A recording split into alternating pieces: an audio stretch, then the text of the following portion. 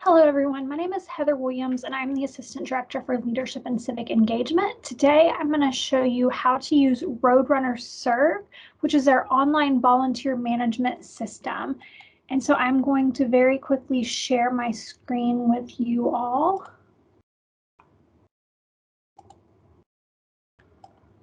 All right, so whenever you come to RoadrunnerServe, you will want to click the blue login button at the top right-hand corner of your screen. Here, you will see that there is a blue button that says Students and Employees Log In here. This will be your starting point. So make sure to click on that link. Insert your credentials that you use to log into your email, Roadrunner portal, all the other things on campus. You will go through the multi-authentication factor.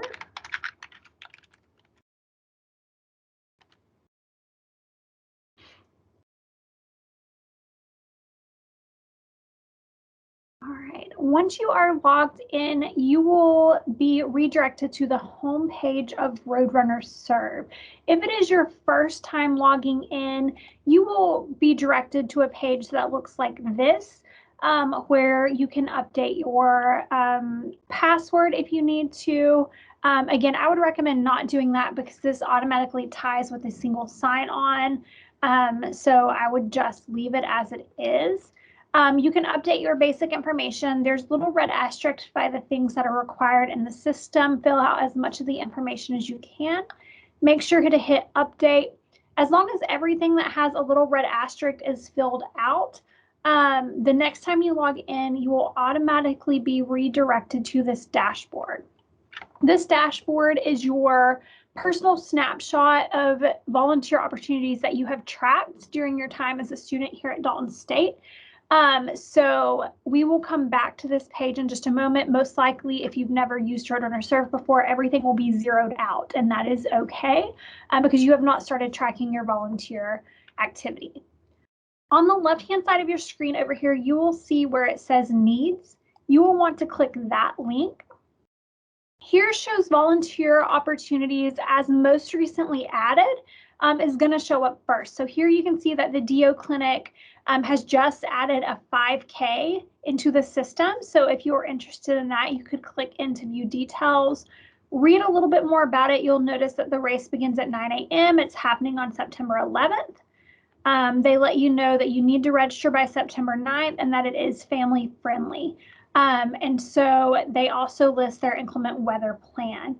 If this is something that you're interested in, you could click this blue respond button. It would then ask you to confirm your details. Again, you can see everything is automatically populated for you.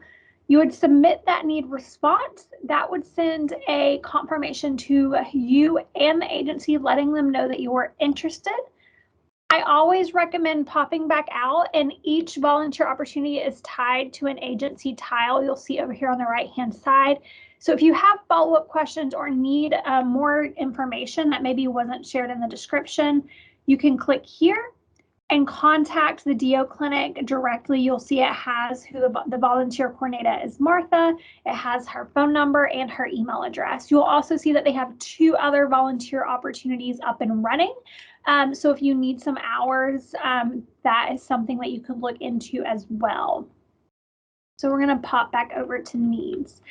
A couple of different things on this needs screen. You'll see that if we look back at the 5K that we were just using as an example, it has a subscript of a day above it. It happens on September 11th, so it happens on a specific date. If you look at the opportunity to the right of that, you'll see eligibility specialist is ongoing. So that means that they regularly need volunteers to assist with that. And so they're likely to be more flexible with your schedule, and it can be any day that it needs to be as long as it's during their business hours. So those are 2 things to know whenever you're looking at that. The other things that you need to know is you can search by need. So if you're looking for something specific, you can type in some search phrases.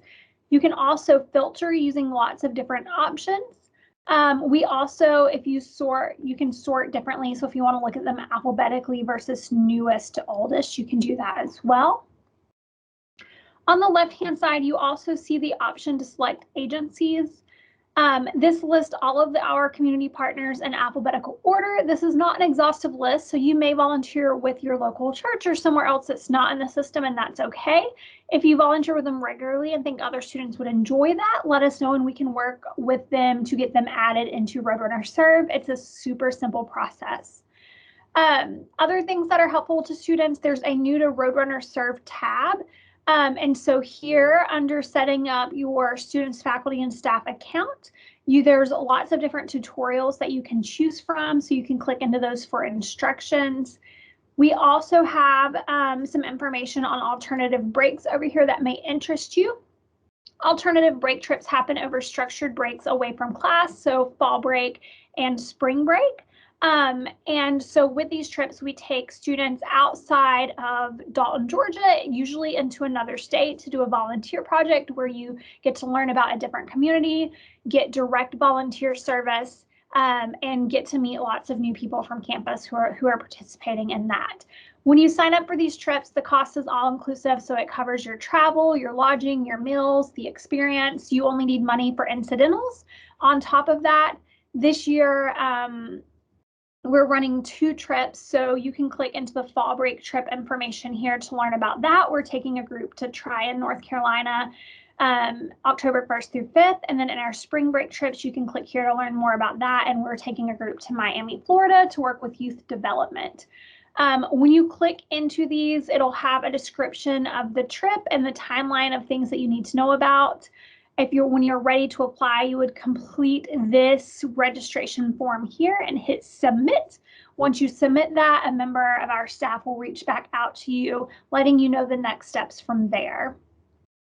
On the alternative breaks link, you can also, if you're interested to know like where we've been in the past, you can look at our little map and hover over. It'll tell you like here that they went to the Buckhorn Children's Foundation for Fall Break 2016. And so you can click through a couple of different places to see what all we've had going on over the years. Once you go out and volunteer, so whether it's on your own with a student organization, part of these alternative break trips, you can come back here, the black bar across the top of your screen where mine says managers, yours will say add hours. So if you click that add hours button, you will be redirected to this page. Under hour type, if you hit the blue respond button in the system, your response will always be yes. In this drop-down list, it will show anything that you have personally responded to volunteer with. So you could have 1 community partner or you could have 50 depending on your volunteer activity. When you click on this list, you will select the one that you're wanting to track hours for. You will then confirm that it's accurate here. You'll make sure to put the date that you volunteered. So for this example, I'm going to put today's date. I will then also pop down and insert, then we're going to say that I volunteered for 2 hours today. If you're part of a user group, so if you're volunteering on behalf of a class that requires you to track hours, if you are part of a fraternity, sorority, or student group who requires you to track hours, you will see a list, a drop-down list where you can select the group that you're tracking hours on behalf of. You can also select multiple groups. So hypothetically, we're going to say I'm tracking this as a faculty staff member and as a member of ODK. You will hit your submit hour entry. If this pops up, you can hit yes if you're volunteering from an organization more than once. This will just make sure you're not duplicating hours. You'll see at the top, it'll show as pending because it's in yellow. You will see that here. Once that's submitted, either myself or a member of our team will verify those hours and approve them. Once they're approved, it will turn green for you so that you know it has been verified. It'll also show up on your volunteer transcript, which I will show you in just a moment. For those of you volunteering with groups that are not listed in RoadrunnerServe, so again, maybe your local church or a small nonprofit somewhere out of town, but you still want to get credit for that, you would select no on hour type. Put in the location that you volunteered at. And so this needs to be the actual name of the organization. I'm just going to use church as an example. Who can verify these hours? You'd put the name of who can verify them. This cannot be a family member. It needs to be someone who's working for the agency you're volunteering with. You'll insert the email address because this is who we will reach out to verify those. Again, make sure it is their work email address and not an ilookcute@hotmail.com address. Make sure it is a valid one. On the right-hand side, you will do date worked. So again, for today's example, we're gonna put that we volunteered today. I volunteered for 2 hours. Again, if you need to tie it to user groups, you can. Then you are gonna submit your hour entry. Again, you will see it pops up at the top, the yellow pencil and timer for pending hours. Once those are verified, that will turn green for you. So anytime you need to check the status of your hours, you can always come back in and click that add hours button, and it'll take you here to show you what you've tracked, what are pending. And I'm going to delete these examples out before I forget. So those have been deleted. And so once you've done that, you can pop back out to your dashboard. You will see things start to populate here. This little section of your dashboard is super helpful for those of you who need to create professional portfolios, or if you're updating resumes, professional documents. It gives you some monetary and numerical values to add into that. That helps shows the measure of the impact of your service beyond just saying I volunteered with enter organization name.